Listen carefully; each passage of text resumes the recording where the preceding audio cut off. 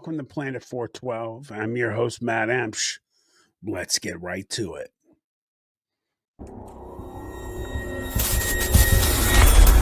You've landed on Planet 412. I'll be your captain of sorts as we navigate this strange, cryptid-filled world. Join me on the quest for truth, through the strange, mysterious, and supernatural. This is Planet 412.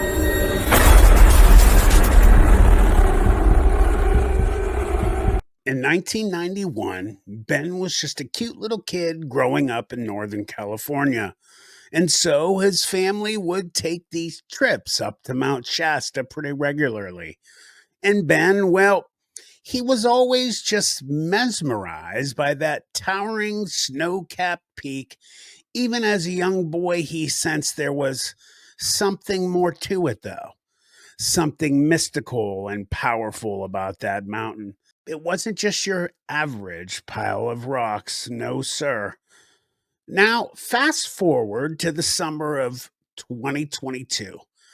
Ben and his buddies finally make the trek up to Mount Shasta City to do some hiking and camping.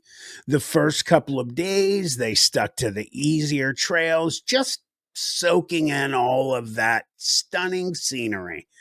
But on the third day, they decided to venture a little further out, going a bit off the beaten path for an overnight camping trip.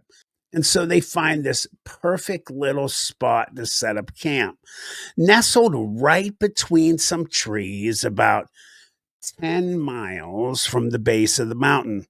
They got their tents all set up, made a cozy little fire pit, the whole 9 yards.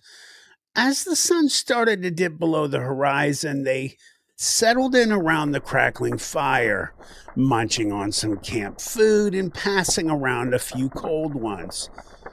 But that's when things started to get a little strange. It started with this overwhelming feeling of being watched. Ben kept looking over his shoulder, scanning the tree line, but never saw anything concrete. His friends felt it too, though. This heavy, lingering presence in the air around them. And one of his buddies heard what sounded like footsteps circling their campsite. Soft, barely their footfalls, but definitely not any animal they recognized. They stayed up late in the night, keeping that fire stoked high. Nobody really wanted to turn in with that eerie energy surrounding them. And then around 2 a.m., Ben saw it. This tall, slender silhouette peering at them from about 100 yards away. It was there one moment and then just dissipated into the night and boom, gone. Needless to say, they didn't get a wink of sleep that night. They packed up camp before the sun even thought about rising and got the hell out of Dodge. I don't know about you guys, but if this was me, I would have hightailed it out of there the moment I felt something was off. Footfalls, sounding like bipedal footfalls. That's what they heard. Yeah, I would have been out. But you know what? This is how it is when with your buddies. You don't want to be the one to chicken out first or, be that one that's like, hey guys, maybe we should go. And then who knows, oh, they start riding you. You never know. On the drive back home, they started piecing together some of the legends they'd heard about Mount Shasta. Stories about it being a ritual space or having hidden entrances to an inner world inhabited by spiritual beings. Ben didn't know what to make of what they'd encountered out there, but he knew one thing for damn sure. There was some higher strangeness going on around that mountain.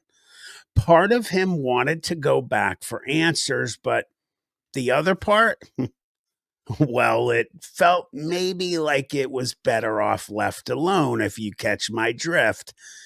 Even after getting back home, Ben couldn't shake that feeling of being watched. For weeks after the trip, he'd get this prickling sensation on the back of his neck, like someone or something had their eye on him. Little things started happening too, like objects going missing and then turning up in the strangest places. He tried not to dwell on it too much, but he couldn't shake the nagging feeling that they'd stumbled onto something they shouldn't have up on the top of that mountain. Like they'd crossed some invisible boundary or veil and caught the attention of, well, something beyond their comprehension. It was probably a couple months later when the really freaky stuff started happening. One night, Ben was dead asleep when he was ripped out of a dream by this deafening electrical buzzing sound. He sat straight up in bed, ears ringing, and saw arcs of electricity shooting across his bedroom walls and ceiling. The whole place was charged with this incredible static energy field. It lasted maybe 30 seconds before dissipating, leaving him in a cold sweat, wondering what the hell had just happened. Then there were the shadow figures he started glimpsing out of the corner of his eye. I literally just got goosebumps. Just these inky black humanoid shapes that seemed to observe him from a distance before vanishing. Never stuck around long enough for him to get a good look. He'd, you know, see them out of the corner of his eye and he'd look and nothing there. But he swore he saw something. He started wondering if he was losing his mind. The final straw was the missing time incident. Ben was driving home from work one evening, taking his usual route. He checked the clock when he got on the highway and it was 6:15 p.m. Next thing he knew, he was sharply pulled back to reality. Bam. Still driving on that same highway, but the clock now read 8:32 p.m. Over 2 hours just gone. And he had this massive blank in his memory. No recollection of those missing hours at all. That really shook him up. After that, Ben started looking for answers about what could have happened, what sorts of forces they could have encountered up on that mountain. And let me tell you, he went down a pretty bizarre rabbit hole of theories and firsthand accounts from others who had experienced strange phenomena around Mount Shasta. Higher dimensions, alien gateways, tulpas, you name it, he read about it. He still doesn't know what to make of it all, but he knows one thing for sure.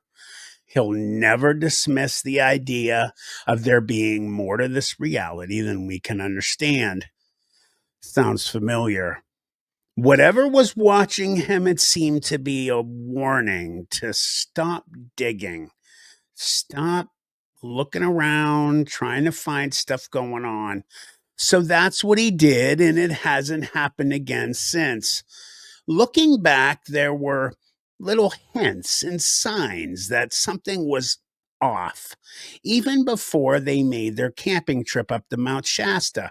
A couple weeks prior, Ben had been having these exceptionally vivid dreams where he found himself inside a massive ancient temple underground city. The architecture was non human, towering carved pillars, winding labyrinth passages, strange hieroglyphs, and symbols adorning the walls. In the dreams, he always felt simultaneously awestruck by the magnificence of it all, but also gripped by this underlying sense of dread, like he wasn't supposed to be there, as if he had crossed some forbidden threshold into a place very few outsiders ever got to witness. At the time, he dismissed the dreams as just his subconscious, working out the excitement and anticipation for the Shasta trip. But when that tall, slender silhouette appeared at their campsite, watching them with what felt like cold indifference, it struck him just how accurately those dream venues had been rendered, down to the last eerie detail. Another thing Ben didn't mention was this overwhelming feeling of paranoia and dread that washed over him and his friends in the days and weeks after fleeing their campsite. He couldn't shake the irrational notion that they were being followed, monitored somehow, punished for their trespass. Little things would set him on edge, catching some anomalous movement in his peripheral vision, hearing phantom crescendos of electrical distortion on the wind, having technology glitch out around him. He was constantly looking over his shoulder as if he could shake off that penetrating sense of observation if he just stayed hypervigilant. His friend Steve was probably impacted the worst out of them all. He's an amateur filmmaker, and when he went to upload the hiking footage of their trip to his computer, everything was corrupted, completely unrecoverable. Just thick bands of pixelated static and screeching audio interference, except for a single 22-second clip that seemed totally normal. The weird part? That short, undamaged piece of footage showed their group heading back to their tents after dinner, laughing and brushing off the tree branches from the trailhead. Meanwhile, in the background tree line, there's what appears to be a pair of large, glowing, humanoid figures peering out from between the pines, their bodies blurred and indistinct like a visual glitch. Needless to say, Steven didn't share that online. So, yeah, Ben probably should have elaborated more on those finer haunting details. The whole saga just left him profoundly unsettled about the depths of reality we walk so blindly along the surface of.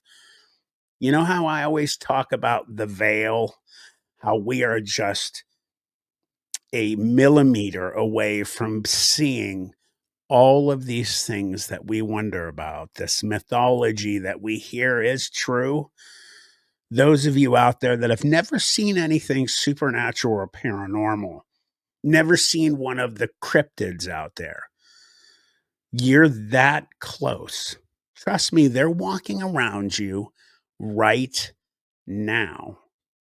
What other worlds or dimensions or beings are lurking in those forgotten edges? Maybe it's better not to know. Interestingly, this wasn't the first time strange occurrences had been reported in and around Mount Shasta. No, this area has a long, bizarre history of unexplained phenomena dating back centuries.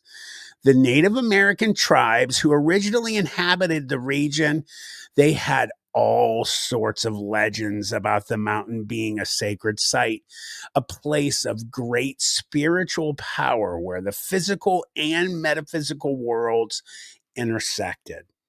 They spoke of underground cities inhabited by advanced beings, of portals to other dimensions, and of a race of enlightened creatures known as the Lemurians, who were said to dwell deep within the mountain. And then In the 1930s, there was this whole flap of UFO sightings around Mount Shasta. People claiming to see strange lights and flying saucers hovering around the peak. Some even said they'd encountered these tall, ethereal beings near the mountain who communicated to them telepathically. Crazy stuff, right? But it gets even weirder. In the 1980s, great music, by the way, there was this new age movement that sprung up all around Mount Shasta. People were flocking there from all over, drawn by the mountain's supposed spiritual vortexes and energy fields. They set up communes, held mass meditations, and even claimed to be channeling messages from the Lemurians and other interdimensional beings. Sasquatches as well. Oh, yeah. Many, many stories of the big hairy man and other ones. And the thing is, many of these folks reported having experiences eerily similar to what Ben and his friends went through. Vivid dreams of underground temples, feelings of being watched by unseen entities, encounters with humanoid figures that seem to phase in and out of reality. It's like the mountain was reaching out to certain individuals, inviting them to peek behind the curtain and veil of our everyday world. Now, I'm not saying that Ben and his buddies were chosen by some higher power or anything like that, but you have to admit, it's pretty damn coincidental that they had such a profound reality altering experience in a place with such a rich history of high strangeness. And here's the kicker. Remember those vivid dreams Ben was having in the weeks leading up to the trip? Now, fast forward to a few months after their ill fated camping trip. Ben was doing some deep diving into the history and lore surrounding Mount Shasta when he came across this old grainy photograph from the early 1900s. It showed a group of explorers standing at the base of the mountain, and there, in the background, was a hazy, almost translucent figure that bore an uncanny resemblance to the silhouette he had seen watching them from the tree line that night. Regarding the expedition on Mount Shasta, apparently the group had set up camp near the exact same spot where Ben and his friends had their own bizarre experience. And in the middle of the night, they were woken up by this eerie, high pitched humming sound that seemed to be coming from deep within the mountain itself. They ventured out to investigate, and that's when they saw it. This massive, pulsating light emanating from the crack in the mountainside. And as they got closer, they could feel this intense energy washing all over them like static electricity, but amplified 100-fold. But here's the but, the really wild part. According to the journal entries of one of the explorers, a man named Percival Hawkins, as they approached the source of the light, they encountered a group of tall, luminous beings that seemed to be guarding the entrance to some sort of underground complex. Hawkins described them as being utterly alien in appearance with elongated limbs and large almond shaped eyes that glowed with an inner light. Sounds familiar, right? He claimed that these beings communicated with the explorers telepathically, warning them not to proceed any further and to keep the existence of the underground realm a secret from the outside world. Now, of course, this could all just be the ravings of a madman or some elaborate hoax, but The thing is, Hawkins and his team weren't some random crackpots. No, they were respected members of the scientific community, and their expedition, well, it was well documented in the local newspapers at the time.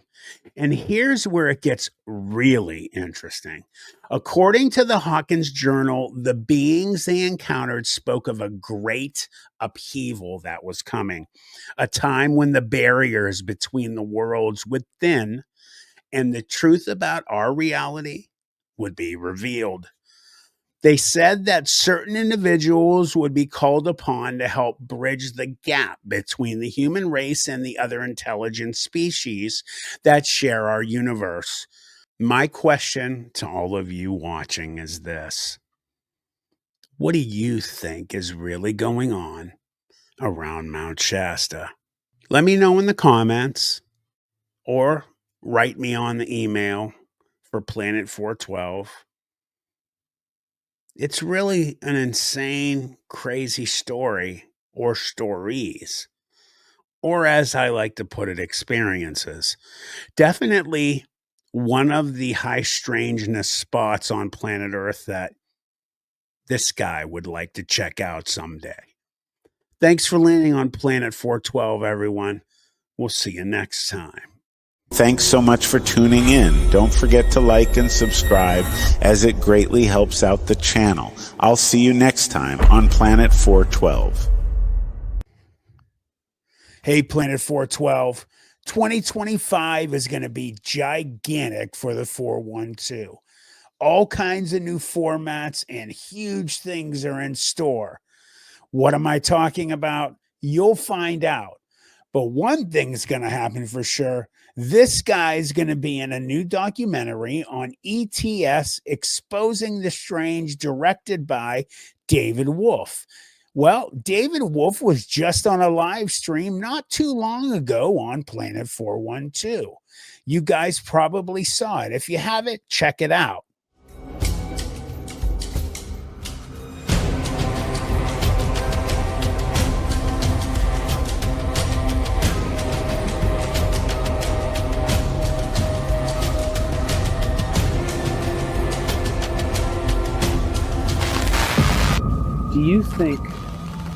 What do you think dogman is? Do you think it's supernatural or flesh and blood?